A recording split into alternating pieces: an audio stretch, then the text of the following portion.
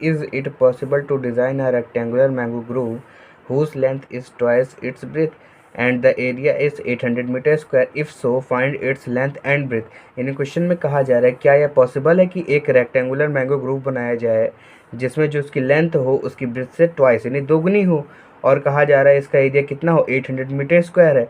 और अगर कहा जा रहा है अगर ये पॉसिबल है तो क्या करना है, इसकी लेंथ और ब्रेथ फाइंड करनी है। तो चलिए सॉल्व करते हैं। तो इसमें कहा जा रहा है जो इसकी लेंथ है उसके ब्रेथ से कितना हो, ट्वाइस हो, यानी कि जो लेंथ है वो दोगुनी हो इसकी ब्रेथ से। तो क्या मानेंगे, ब्रेथ को मान लेंगे। Let the breadth of rectangular mango groove.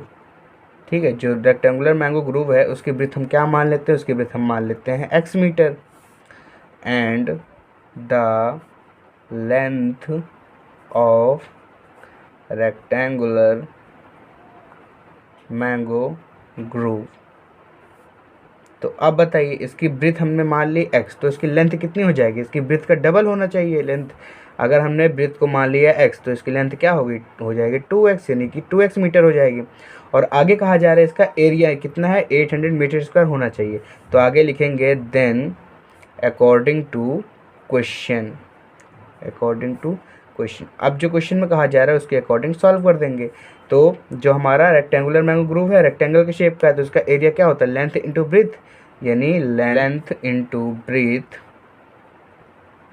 Equal हो जाएगा एरिया। एरिया इक्वल होगा तो लेंथ इसमें कितनी है, लेंथ है 2x और ब्रेथ कितनी है, ब्रेथ है x, और इक्वल एरिया कितना है 800।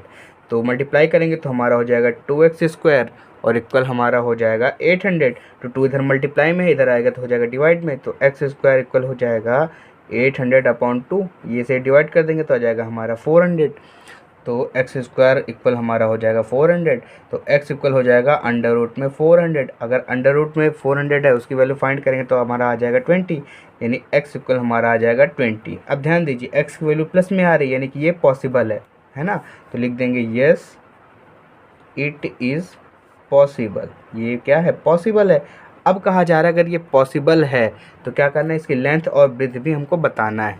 तो हम आगे लिख सकते हैं so the length of rectangular mango grove. तो इसकी लेंथ क्या माना था हमने, 2x माना था, तो इक्वल 2 × x की वैल्यू हो गई 20, यानी ये हो जाएगा 40 मीटर, यानी उसकी जो लेंथ होगी कितनी होगी, 40 मीटर होगी।